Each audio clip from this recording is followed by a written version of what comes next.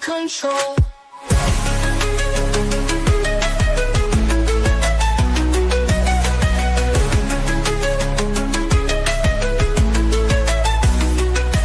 Politicians and celebrities make deals behind closed doors, promises broken, and their income soars. Hidden agendas run the grand parade.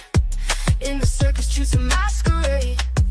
Believe me, I wouldn't lie. I've been given money, power, and fame to keep you in line. Welcome, everyone. I just saw this video come out on my feed and I said, I gotta watch this. What did she say? What is going to be her excuse? Like, I have many theories of what she could say. So I just want to watch it with you guys so we can like enjoy this moment together, because you know how women love gossip. So like, I'm sorry. This is just how it is. I just want to see what kind of PR strategy is she going to use to try to finagle her way out of this situation? Because I think it's going to be, it's a very hard situation. How are you going to go from I'm a high value woman, I could get you like a very high level guy, I know how to do that, to I'm just some side chick?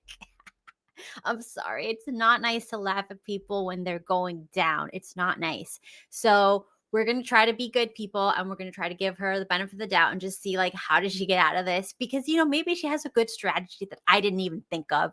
And, you know, it's interesting to watch. So she I guess this is her first interview or whatever, since those stupid statements that she's been releasing that nobody was buying that. But this is her first like interview talking about what happened, and she's doing it with Nomad Capitalist, which is like, I think he's like one of the original passport bros. So he just goes around to different countries and finds like a better lifestyle for people. Basically, it's just like, I'm poor in America, where can I go and be rich? And he ended up making a lot of money helping other people move to other countries to have better lifestyles. So this is the guy who she decided to speak with, which is an interesting choice. But anyways, welcome you guys. Hope everybody's having a lovely morning, afternoon, and let's get into it, because I'm eager to see what she says. All right. I was having an affair with a married man. The man was engaged. You were not married. You're just running around. I was running around breaking up homes. Those women that are really super materialistic are not matching with men that are lovely or adorable. They're matching with men that are sugar daddies. Women don't want to take responsibility. They won't want to be accountable. They don't want to go to therapy or change. Yeah. It seems to me there may be some truth that with the women that these people are meeting. Yeah. I don't think it's all women. Mm-hmm. Where do you think that comes from? And why do you think that so many men feel like they're just alone? Okay, let's see. Now, I want to see her address what happened. She has to do this right away, because if she doesn't mention it, it's not going to be a good look. You have to at least mention it. You have to at least say, look, I can teach you how to be a sugar baby. Like, I can't teach you how to be a wife. I can teach you how to be the best side chick ever. Or if you're a chick, I can teach you how to be. If you're a guy, I can teach you how to get a good side chick. I don't think. Look, we all saw the text message. She doesn't seem like a great side chick, because a good side chick would be quiet, right? She's not threatening the wife and trying to ruin the guy's home life. Like, anyways, let's see if she addresses it or if she just pretends like it didn't happen. There's some salacious rumors swirling around. Absolutely. And, you know, I don't like to give anything too much light, but unfortunately, and I think I heard that you talk a little bit about this, the people who are craving what you have and are bitter that they don't have access to some of the luxuries or the kind of privileges that you might have got, they want to always take it down. So there's been some awful rumors, zero truth to any. What are the rumors? The main rumor is that I was having an affair with a married man, which has never, ever, ever happened, or even engaged or in a relationship man. That's Someone never said happened. you were engaged. The guy was The married. man was engaged. The man was engaged. The You were man- not married. You're you just were- running I around. was running around breaking up homes, which is zero truth in it. And the people behind the rumor will never be able to produce any evidence for that because they know directly that that's not true. They actually know for a fact that that's not true. But that's kind of the running game. And that I'm this side chick who charges £8,000 an hour to help marriages, even though I'm a side chick. So I don't charge £8,000 an hour. I wish. I mean, it's a great rumor to have because it kind of up to stock, but it's definitely not the case. I actually charge £500 at most per hour. And there's zero truth to the married side chick man, and people behind that rumor can never prove that. And they're trying their best to, but they can never. So are you refuting it point blank? Point blank. You've never been with an engaged or married man? Never, ever engaged, married, relationship. And if the people behind that rumor claim that they've spoken to this man, I would love for that man or these people to bring that man. There was talk, oh, you talked to the woman and she said, give it your best shot or something. All right, so we are doubling down. This is what her PR team or her by herself decided she's going to do. She's like, you know what? I can't be a side chick because that will destroy my brand. I can't do it. So I'm just going to double down and there's no proof. We saw the text messages. So it is what it is. I mean, look, there is a slight chance that I'm going to give her that maybe she's like the woman is accusing her of being the side chick. And her response was really, if I wanted to, I could do blah, blah, blah. If I wanted to, I could do this to your husband on your birthday, on your wedding day. I mean, there's a chance that she was like this, but also she is giving, unfortunately, like narcissistic vibes because she's picking fights with people very brazenly who message her in the chat, which or on TikTok and stuff like that. She's like messaging them back or on Instagram and trashing them and then calling them and saying like, come fight me, bro. Like, so she's very like combative. This is not like a classy woman's behavior. And guys, we can get really confused as Americans when we hear the posh British accent because it makes us think the person has class, and it actually makes us feel like we don't know anything and like we need to let them educate us because we are lower class. But really, it's just a freaking accent. It doesn't mean anything about you. Okay, so let's see. Yes. I don't know where he is. He'll come back. He always comes back. Yeah. Do you all use the same? I cannot afford plastic surgery. I mean, if I could, I would maybe do it. I don't know, but I can't afford it. So I'm just going to have to use lifestyle, unless you guys want to send me like hundreds of thousands of dollars to do it. I heard that like Kris Jenner's facelift was like $300,000. So yeah, I'm never going to be able to afford any surgery because I don't think I'm ever going to have that type of, you know what? Let me not say that. Let me not jinx myself. Yes, one day I'm going to be a bajillionaire. Probably not. And you know what? Also, if you do that stuff, sometimes it works out and sometimes it doesn't.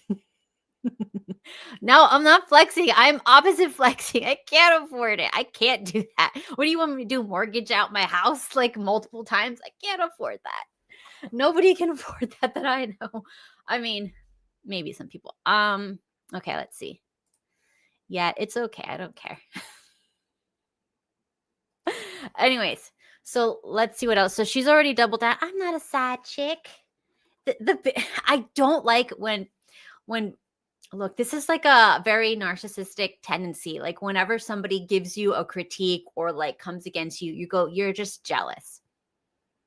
If somebody is just jealous, it's very obvious because you don't say anything. You don't do anything. You don't attack them, right? So like, for example, there's been times where I've been like on a stream and I haven't spoken. I'm just like, and look, you know how like I freeze sometimes? Like if there's too many people on a stream, I just freeze. And I don't say anything.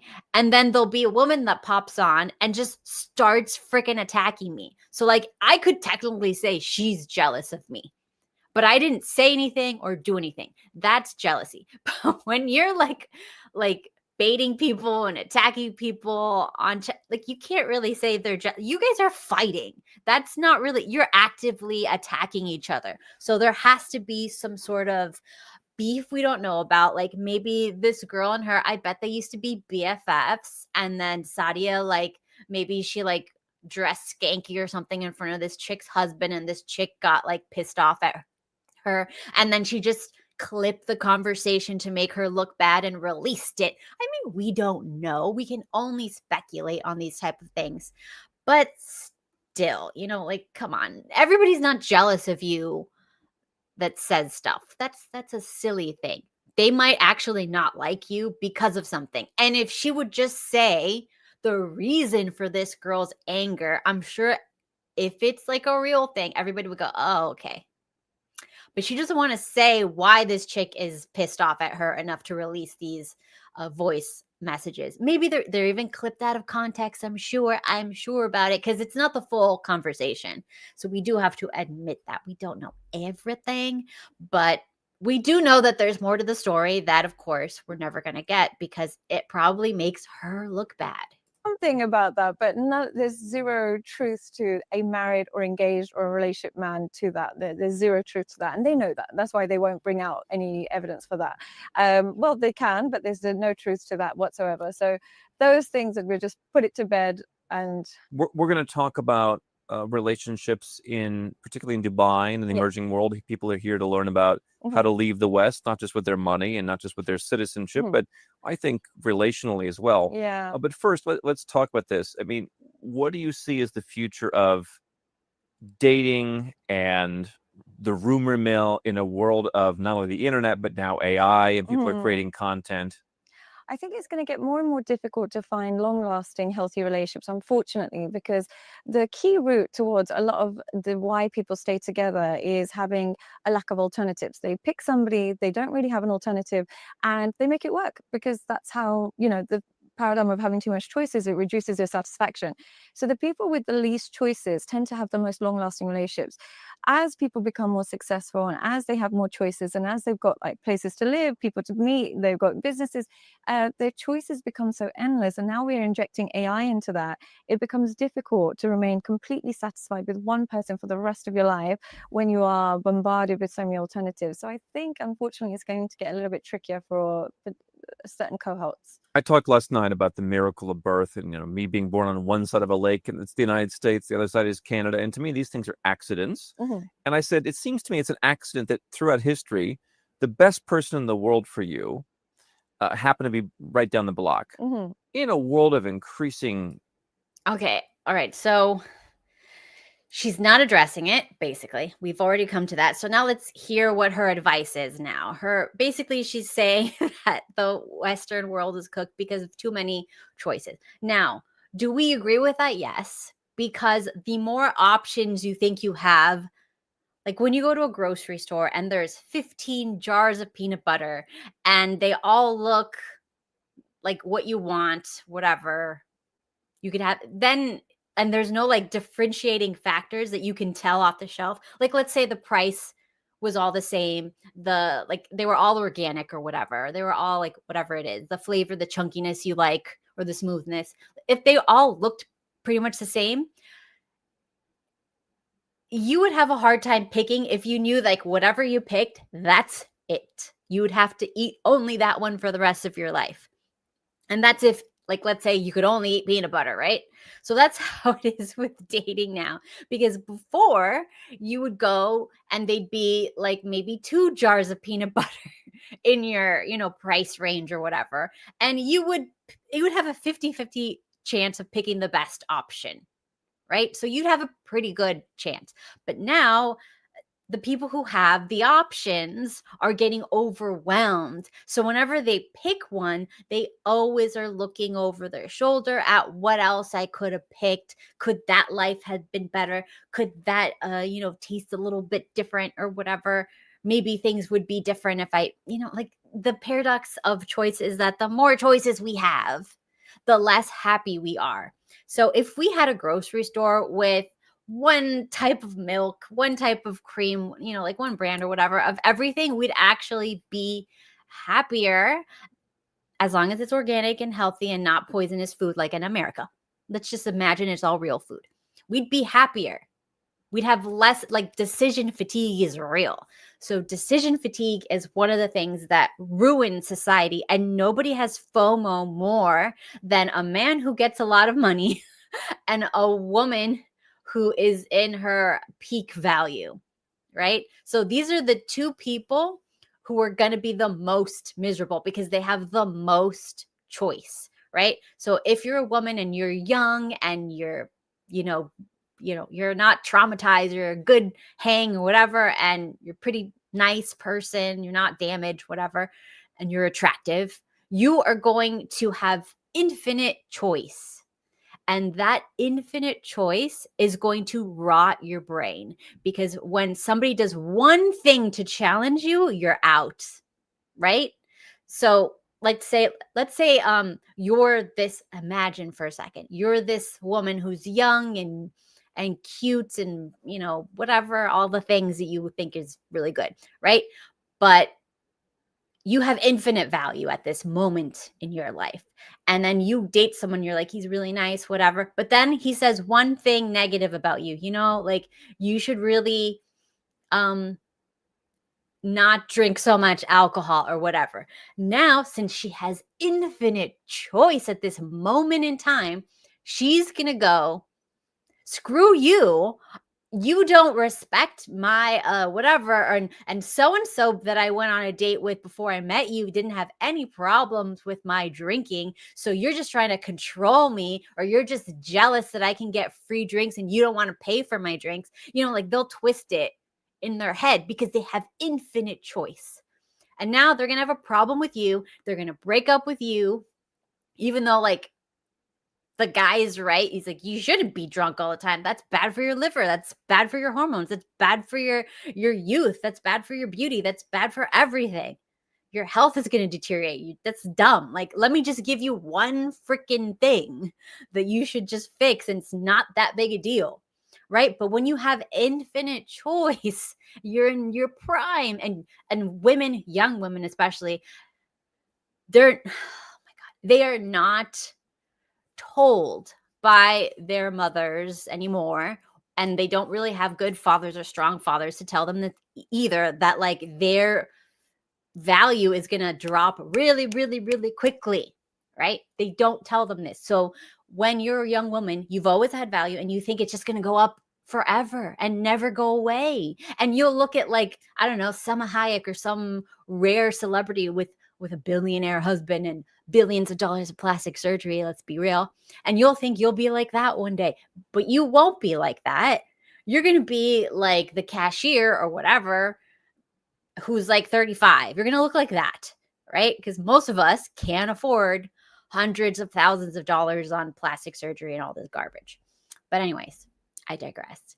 So that's why these women, when you say one thing negative, or you try to help them in life, or try to give them any advice when you're dating them, or just try to say, hey, you can't treat me like that, they have this ego and this power that they will attack you and then go find somebody else. And they'll always find someone else until about like 30, 35, depending on the girl. And then they're going to be bitter and annoyed and whatever, and a big mess. The same thing happens when a guy gets money.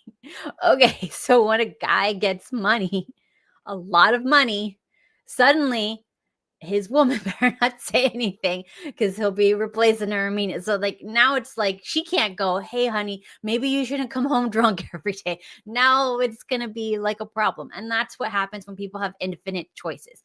Back in the day, this stuff was curtailed because it was societally, socially, you'd be a pariah if you got a divorce. So you had to make things work. So you didn't have this chance to like really be like an asshole. You didn't have power over people, because your value, if you got a divorce, would go down. Because before, we understood that, hey, if somebody just got a divorce, there's 75% likely to get a divorce again, right? So it's like they're never going to stop. What the crap? Yes, I have a big head. It can't fit in the frame.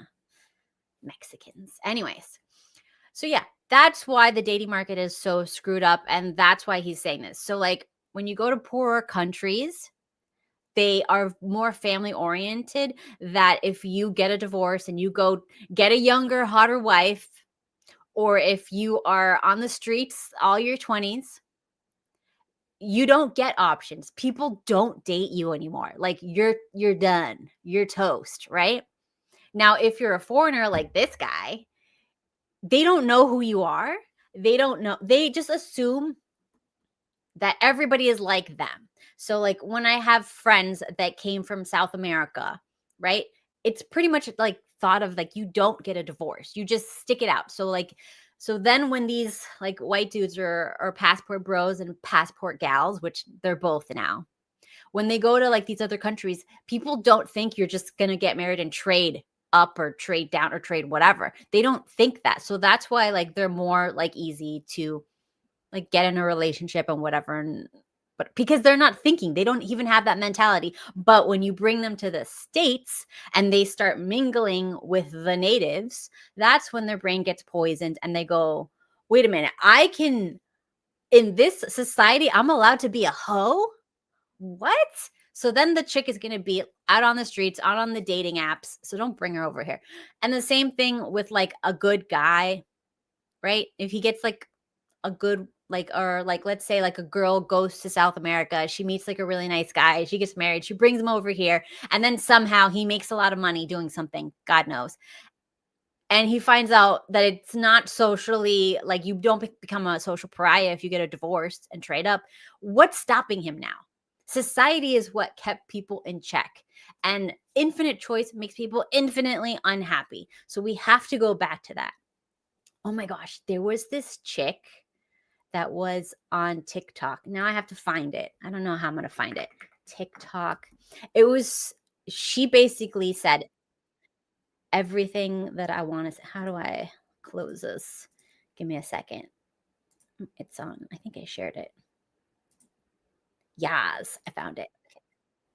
All right. This is what I think is how we got here. And I've said it before, but I'll say it again.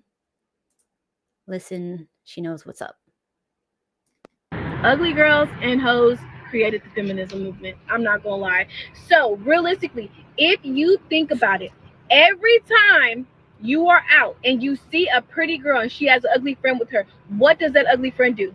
She instantly jumps into lesbian defense mode because she is an ugly Betty. The bitch is jealous. So when you try to talk to the cute girl, the ugly friend usually is like, leave her alone. She hates men. It's like, nah, bitch, you hate men. Back the fuck up. You know what I mean? And she will keep going. And you've seen videos where the cute friend will even tell the ugly friend, like, no, it's cool. And she still will be like, absolutely the fuck not, because she's not getting that same attention. So in the ugly girl's mind, men are evil, men are aggressive, men are everything bad because she can't fucking get the one she wants. You know what I mean? And so she deflects that onto her cute friend. And so then you also have another subcategory. So you have ugly girls, you have hoes. Hoes build a reputation for themselves. They're sleeping around, they're collecting babies, they're collecting bodies. The bitches just don't stop. And so after they're done living their whole life, now they're coming and looking for a man to save them, and no man is willing to save them. So again, they create the same agenda. Men are evil, men are monsters, men are selfish. No, you bitches are just two unlikable categories, and you bitches are going to attract what you put out, which is bullshit 24/7.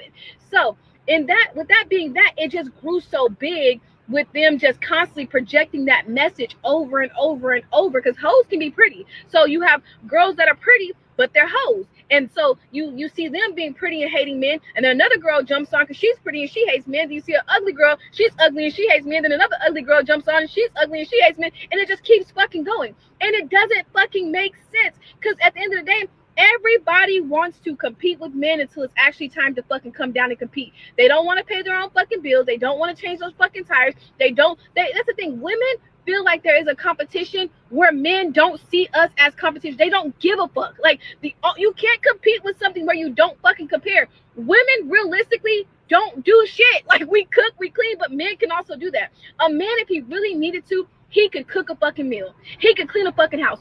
A woman, no matter how, I mean, she would have to put some real logic together to fucking change a tire. Like, that's gonna take some fucking work. You know what I mean? I'm pretty sure there's women that could do it, but I for sure am not one. If you take 10 men, they could cook and clean a house. If you take 10 women to change oil or to change a fucking tire, or even to even help you out in the fucking rain, them bitches ain't prepared with an umbrella, a chair, nothing. We just be like little bobbleheads walking around. So it just, I mean, that's where I think it came from. When I really sit back and think of it, ugly women and hoes created the feminist movement. Ugly. Where do I get this back on? Okay. So anyways, okay, let's so yeah, the problem is when you're young and you're in school, you're going to be around all types of people. And what I hate about public school is that you're around trashy people all the time and you just have to deal with it. So you don't know what these people's home lives are like. You don't know like how they're eating, what kind of mental issues they have, you know, like what they've been taught, how they've been abused. And you're just going to be, you know, you're just going to like, you're kind of conditioned to just be nice to everybody, especially if you're a pretty decent person. You're just going to be nice to everybody and just assume everybody is nice like you. So when you go out with people, especially when you don't know things about social stuff, you're trying to learn as a kid. And then you could end up with these people that, you know, maybe they're very nice to you, but then they attack someone who comes up to hit on you. And you're like, well, maybe they know something I don't know because I don't know anything about the world yet. I'm still young and new and dumb and whatever. So that's why it's so important to vet your children's friends. And I'm big on this. Did I? I mean, some of them became, but they were hot and then they became. And some of them were plump and then they became hot. So I mean, it kind of goes both ways. This is America. The food system sucks. People are very stressed out all the time. So it is what it is. I don't know. But did I ever go with any of my friends to like a bar or club? Let me think. Maybe. I mean, I went to a restaurant that had a bar. I know I went to clubs when I had boyfriends, but I'm with my boyfriend, so nobody's coming up to me. It's not the same. I'm trying to think of alone. So maybe I did have like gay friends, and they were not my friend. I had a friend, and then they had a friend that they brought along that was like a gay guy, and that guy would always start shit with like whoever I was dating. Like, oh, I saw him at a gay club. I know he's not into girls. He's into, try to get me to like break up with my boyfriend. And I'm like, bro, who are you? What's going on here? That being said, look, I was not an attractive kid. So, you know, even if my friends were fat, like I was hideous. So who gives a crap, right? But, you know, as you get older and you realize how the world works, and hopefully you get more attractive because you work on yourself, then you can kind of see, you know, the forest for the trees and be like, these people are just, they're jealous. They're trying to keep me from doing better. I was with some girls when I was older and married, so I wasn't like getting hit on. Because I was too old. Nobody's going to come up to me. But like they were young in their 20s and they were getting hit on. And I noticed that they would stop any guy from coming up to talk to them. And they would like shame him, be like, ew, you're gross and whatever. And I was thinking, because I'm old, I'm thinking here, like, first of all, no offense to you girls. You guys are cute, but like, you're not that freaking hot to be mad at this guy who's about even with you guys. And plus, we're at a place where maybe he's very successful in something and you haven't even spoken to him. You don't even know if he's like a good person to be trashing him. But like young girls will throw away someone just by looking them up and down. So if you don't look, and I know a lot of people with money, especially old money, they don't dress like they have money. They dress like trash. They just do. it's weird. It's not very smart. I've met guys that come from extreme money and they have planes and all this crap, and they dress like absolute dog crap. Like, you cannot dress like dog crap and expect the young girls, especially the fashion oriented, you don't look good on their Instagram, they don't care. So you got to try better. Now, if you had your dollar signs printed across, she might tolerate you, right? Thank you guys. You guys are so sweet. Love you guys.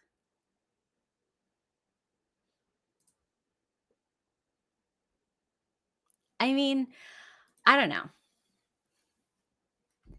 I'm elderly. Stop. I'm not supposed to be cute anymore. And yes, I'm supposed to use makeup. When you get older, you need to use makeup. I'm 100% for using makeup when you get older. You're supposed to try to look as good as possible, because if you get married, you still want your spouse to find you attractive. What's the big deal? What is wrong with that? And I need to get Botox, but I'm scared of Botox now. So we're going to try not to do it. It is what it is. How do you look younger? When you're old, bro. You're old. The best I can do is tranny. You can't look, you have to, you can't look young. Young is something, it's a short time in your life and then it's over. Poof. And then that's it. Anyways, let's see what else. Advice she's giving people to detract from her side chick possibleness. Cultural understanding. It would seem like perhaps the best person for you is around the world. But to your point, how do you know when to stop? How do you know when, oh, okay, now I found the one?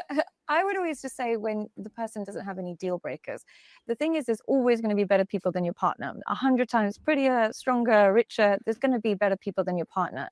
We're going to always be able to find better, but if we use that lens, it's going to be endless. But if we use the lens of, do they have any deal breakers? And what I mean by deal breakers is any behavior that would make being married to them for a long period of time impossible. So you might have completely different values, or you might have a completely different background, or they might have a different religion, race, whatever it is that is a deal breaker for you. If that becomes a deal breaker and they have that, unfortunately, no amount of therapy or support is going to change that.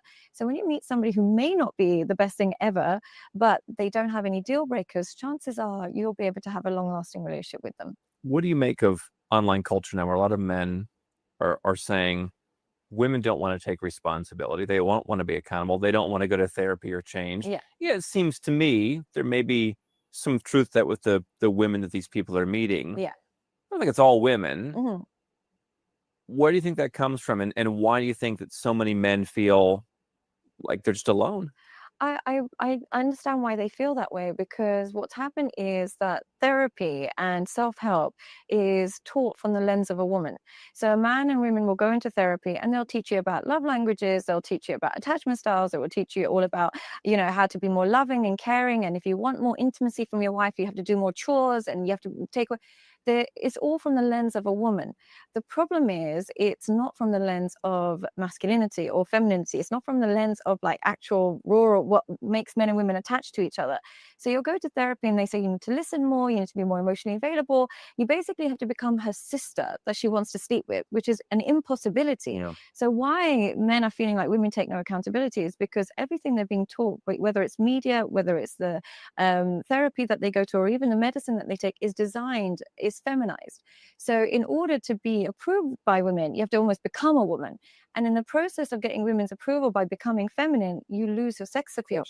So they're then stuck. So they're the nicest guys who are the kindest, do all the chores, help their women around the house, help with the children, help with the nurturing, are stuck with no intimacy because they have no sex appeal left in them. So that's why they feel so hard done by, because they're thinking, by the book, I'm doing everything right. And yet I'm being overlooked, or I'm being withdrawn from intimacy. If I'm married, I get no intimacy. And if I'm single, women are going for the bad guy. So I feel like women don't know. Do women really go for the bad guy? Okay. Ridiculous advice. I'm just going to tell you why. Okay. So she's saying that that men are told to do chores and to be whatever, all that stuff you heard. The problem that guys have that make women not attracted to them is when the man doesn't make them feel safe, period, right? If you don't make the woman feel safe, there's nothing, there's no chore, there's nothing that you could do. Here are the things that make women feel unsafe, right? When you complain to her. Now, you could go to an actual succubus and complain. Their eyes will light up and they'll say things like, if you were my man, I would never allow that and I'd let you talk to me. They're succubi. They're lying to you to make you feel something. If you go to your actual wife and complain, or your actual long-term partner, mate, and complain, if they're bonded to you, the woman who's bonded to you will feel anxiety. Anxiety means I'm not safe with him, right? If she doesn't feel safe with you, she's not going to know why she's not feeling it to you, because women can only have sexy time when they feel really, really safe. So that means they need to feel safe in all the things, like financially safe, in a clean, safe environment, that they're being, taken care of, like the kids are being taken care of, like they can afford things, they could do stuff like that. The other thing that guys do that's really wrong that makes women feel unsafe is they'll have a stressful day at work and they'll come home and decompress on their women. You can't do that, because in the olden times, which we need to go back to, I feel, when society collapses, I think we're going to go back to this. Men would go off and they would go hunting in little groups of men. Maybe a few manly lesbians would be there too, but mostly it'd be men, right? So they go out hunting and they bring back whatever. And if they had a bad day of work, it's because so-and-so tried to threaten their life by not like stabbing the boar or whatever at the right time. Something silly like that. Like, it's more life and death, right? So now we're putting these poor dudes in like office settings and like businesses and stuff like that. And when they have a bad day at work, they're still acting like their life was threatened, right? And before, they would go and they would yell at another man who was hunting with them, who threatened their life or put them in danger, right? Or they got to stab an animal multiple times after they killed it to release the tension. But now we don't have that. So they come home to their wife, who is like stressed out from the kids or from her job, and they want to unload their stress on their wife, and they want to talk about how stressful it is. They want to scream about it. They want to be like all sullen, like on the couch playing video games, trying to kill people. They want to be all angry like that. And that puts the women in high cortisol, which means I'm not safe. If he comes home and he doesn't show signs of he's excited to see me, he's happy, he's relaxed. If the man is not all those things, when the woman sees him, the woman's going to feel anxiety. And when the woman feels anxiety, she's going to start attacking the man. And then if he's already stressed out from work, he's going to attack her. And that's where all these things end. Everybody that I know that's gotten divorced, everybody I know that's gotten into fights, it's always because the man doesn't have other men where he can decompress with, and he tries to do it on his woman. And then if his woman acts stressed out, as she biologically would act stressed out if he tries to decompress on her, then he, instead of finding guy friends, he goes and finds another woman. And the other woman would love to take your woman's place. So she will pretend to be okay with you venting all your emotions on her, because all she's thinking of are, I'm better than his wife, who maybe I'm jealous of, if I get him away from her. Or maybe I can get his money instead of his wife, because I wanted to get married and I was a hoe and I could steal this guy this way. Whatever. You know how, like, look, we're animals. This is dog eat dog. Everything is primal. So that's why it's not good to not have guy friends to complain about your jobs, your work life, your stresses with. Guys want their wife to be men, and it's not true. And the same thing is when women want their guys to be women, because they don't have any freaking friends. You can't do these things. You got to separate, right? Girls need to have girlfriend. Now, they need to be the right kind of girlfriends that are going to be healthy, happy relationships, just like them, good family people, good people, right? That are not going to be like, let's go to the club. You don't want that. And guys need guy friends that are also not going to be like, let's go to the strip club and cheat on our wives and get hookers pregnant. Like, you don't need that type of guy. You need good guys, and the girls need good girls to socialize with and get your, the stresses of life. The girls need to gab and complain like, oh my God, this happened. And Becky said this and blah, blah, blah, blah, blah, blah. They need to do all that with a girl to let it out. And then guys need to go, I can't believe this happened. Maybe they need to do like a sport with guys or some sort of aggressive activity or hobby, something like that. Like do some MMA or whatever the boys are into. They need to do these things to decompress. If you're angry, do not come home to your wife.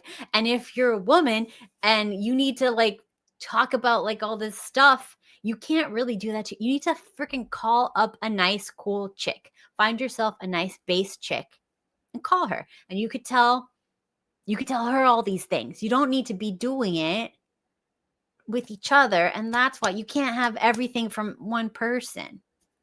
You gotta have a community. So weird. And of course, like side chicks, they don't understand that because side chicks don't have friends. And guys who have side chicks don't have a lot of guy friends, because if you have a side chick, that's because you're trying to get your emotional and physical needs met in two different places. So this is what's destroying society. Just freaking, you guys need to get some friends and be very careful that they're good people. Oh my gosh.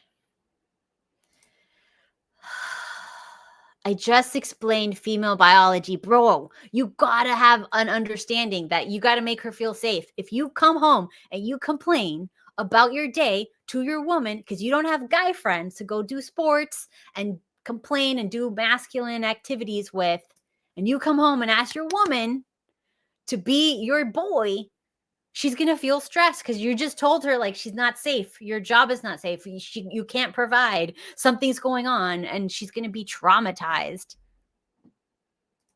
I know. Okay, well, probably the reason why she wants to be your side chick is because you probably stressed her out when she was the main chick. But she still likes you. So she's like, I'll bang you, but I don't want to deal with your emotions, bro. You should have gotten guy friends. Then you could have had many chicks or whatever. Oh, God. Appreciate you guys. All my eight people that watch my shit. Thank you.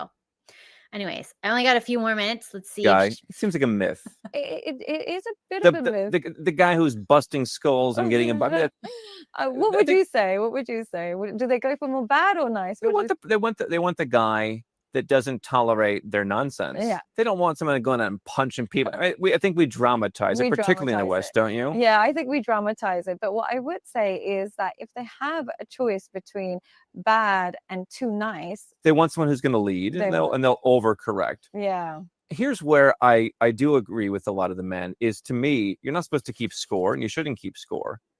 But it does seem like, oh, you're not doing enough chores.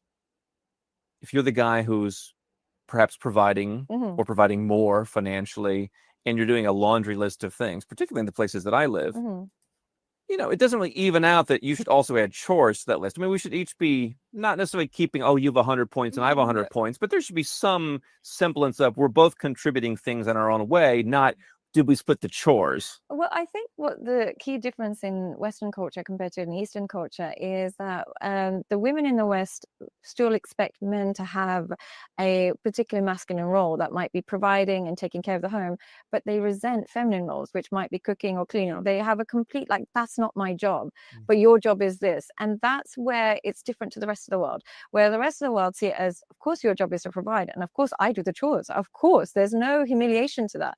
It's not seen as degrading and it's not seen as a bad thing, because doing household chores is actually a sign of self-respect. Like, you keep your house clean, you do things, you cook, you clean. It's a sign of femininity. It's actually what makes you a woman. Whereas in the West, that's seen as derogatory. So I think Yeah. So what happened with the girl boss movement is they kind of equated cooking and cleaning, and they had to do this because women are very status driven. So if you tell women that it is low status to cook and clean, that's the last thing they're going to do. They're going to, for hell or high water, they're never going to cook or clean because you just told them that they become lower status if they cook and clean, right? And in South American countries, let's be real, only the poorest of the poor cook and clean.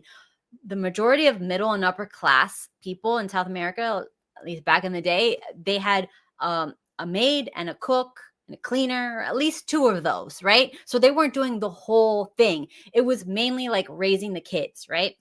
Maid, cook, cleaner, maybe a nanny, like all these people were helping the woman who was at home. She wasn't alone, which is number one. Because when you look at the lower class women that had to do all the things, they had to be on, like, even in America in like the 50s and shit, they were on like Quaaludes or whatever sort of drugs to calm their anxiety, because a woman who's alone is a woman who feels unsafe. So if she's alone all day without any other adults, just maybe children, her brain is going to deteriorate. It's just going to happen. There's nothing we could do about it, right?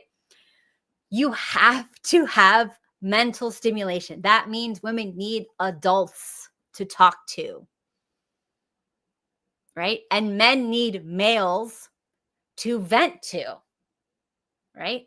So this is the problem. When you say nuclear family because they want to sell mortgages, you destroy the actual family, which is grandma and grandpa, aunts and uncles, nieces and nephews, all these things living on a compound, different homes, but like right there, like your community, your immediate family was like across the street, next door. They were around you. You had a family plot of land that the women would move into. And that's why, and you had a lot of social stimulation, and you had other people in your family that you could vent to, and they weren't trying to ruin your marriage, right? So if you talk to your sister-in-law, she wasn't trying to get you to get a divorce so that she could steal your husband, because that's her brother, okay? Gross. That's her brother. She's not trying to steal your husband, right? Or maybe she's married to your brother or something like that. So she wouldn't be trying to steal your husband either, because like that just doesn't look good. That's not a good look. Anyways, when we have people who are not biologically related to us in our circle, that's when it gets really difficult, because you're expecting a non-family member to not compete with you because you don't have the same goals, because you're not family.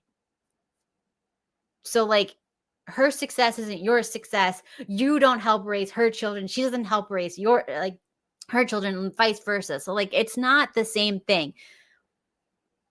And you can't say just because you have like a toaster oven doesn't help situations, because people are social creatures. They are not gadget creatures. Gadgets are nice, okay? I'm not saying it's not nice that toast is ready in 2 minutes. You don't need to go and start a fire outside. That's nice.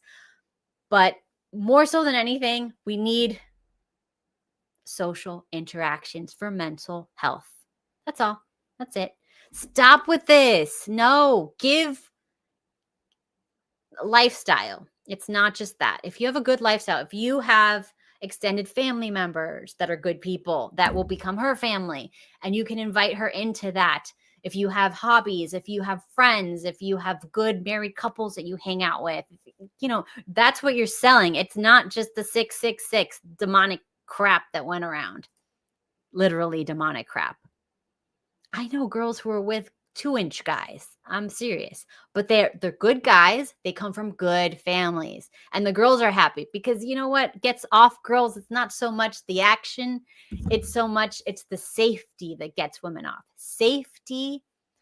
Oh my gosh. I can't help you guys.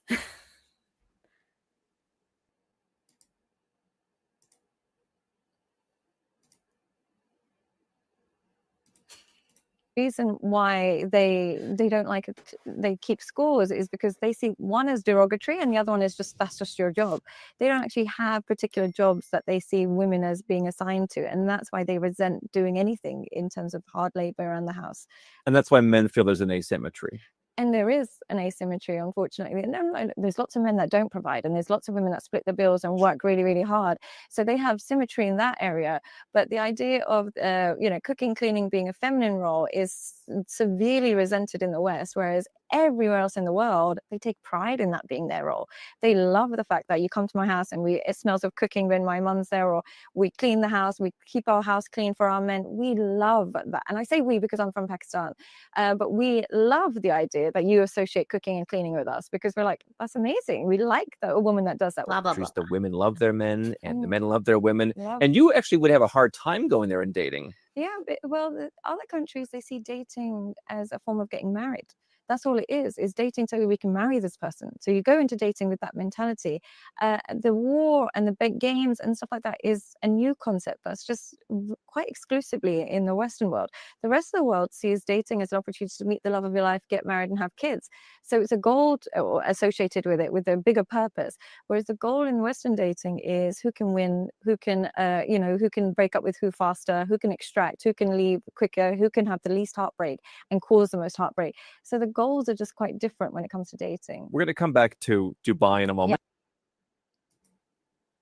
Yes, this is something that Latin women I've seen do. Like, before the maid comes, they clean their whole house because they're embarrassed to let another woman have something to clean. Like, there's something psychologically going on there. We need to investigate.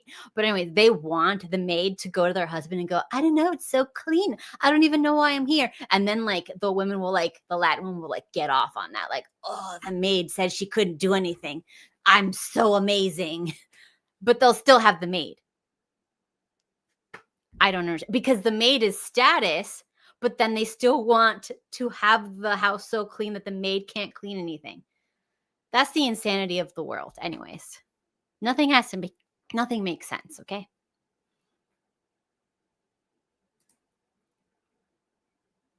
Dishwashers suck. I'll say it. Look, the soap they have, especially in the US, that makes it streak free and all that stuff, is so toxic. I remember when we got a dishwasher, I would throw up after every time after I ate, and I'm like, why am I throwing up? And then I looked into the ingredients, and the film which stays on there is so toxic, and I'm very sensitive to toxic crap. So I was just throwing up. And then finally I switched to some natural one that doesn't make everything perfectly streak free, but it's clean. And I stopped. But dishwashers are just, and then they get mold. What is the freaking point? I don't know. Bleh. I don't mean to. It's the least beneficial invention that we've ever had. Because look, think about it this way. We should get a big sink, put soap and water in it, put all the dishes into soak, then scrub them, right? Rinse them, and then dry them one by one and put them away immediately. The dishwasher means you have this open dish, because if you close the dishwasher, now it's got mold. So you have to leave it open with the racks out so it looks hideous, and then you're filling it up all day, and then you clean it at night. Then you have to leave it open so it dries out, because it just did all that work. You're not going to go sit and dry it, and it doesn't ever dry it well enough, right? And especially with these energy efficient laws and stuff, that they ruined everything for all the appliances ever. So nothing dries itself anymore. So you have to do it by hand, or you have to leave it there for an hour or two for it to get air dry. It's just a freaking nightmare. Just do it by hand. It takes way less time. You won't be throwing up after you eat off those stupid dishes. It's just the one thing women invented, and they couldn't freaking do it right. That's all I have to say. Well, I guess I'm broke, because the one I have doesn't do that. And I don't know. How much do you have to pay to get a stupid washer that doesn't have all the smart features and freaking blast the heat so it can actually dry things? I don't have that kind of money, apparently.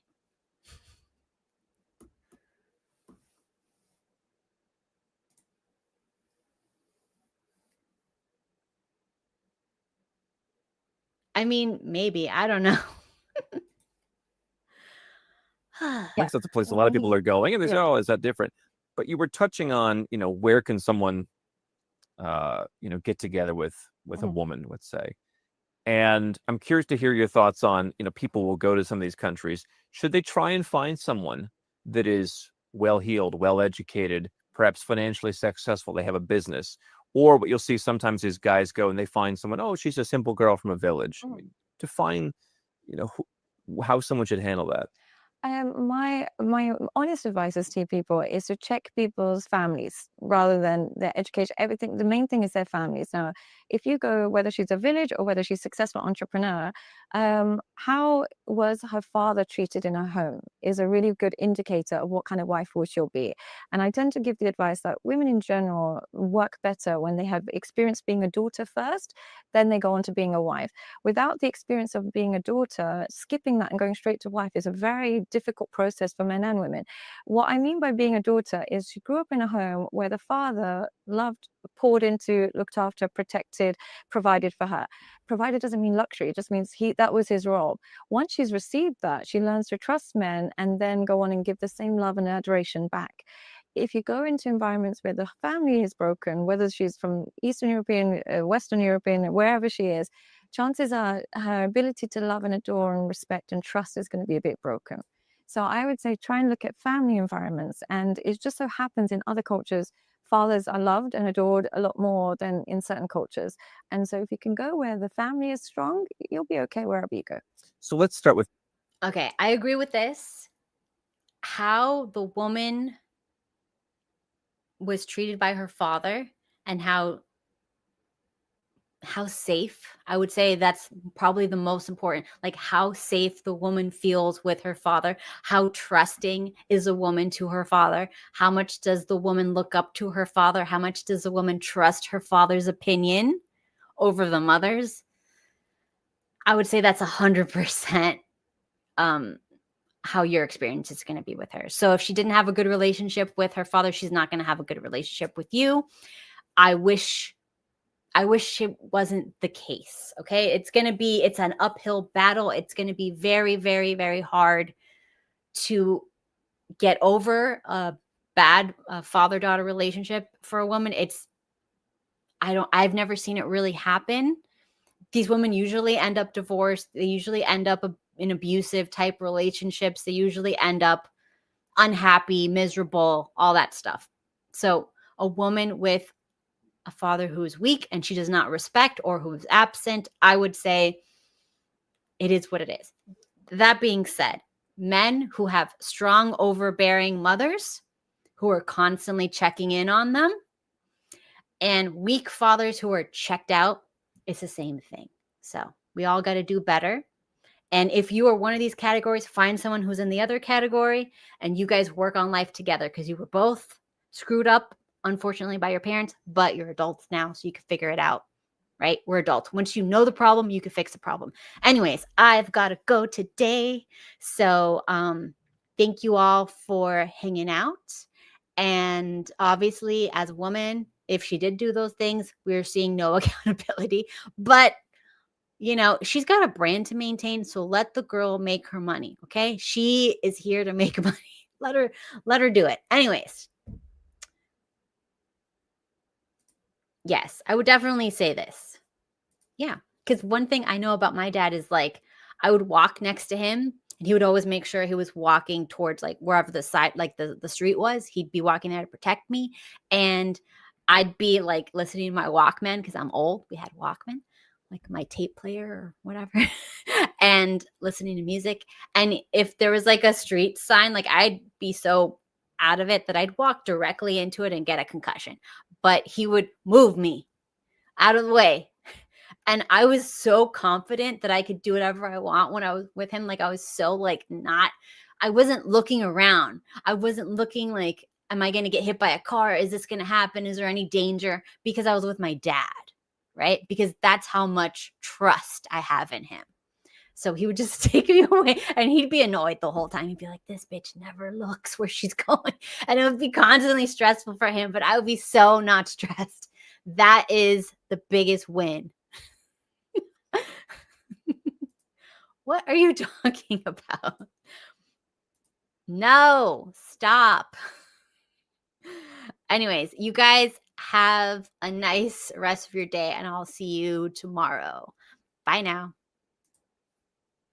The old gods whisper with tongues of sin. They crawl through culture to pull you in. Don't be for sale, don't wear their grin. The old are rotten, don't let them win.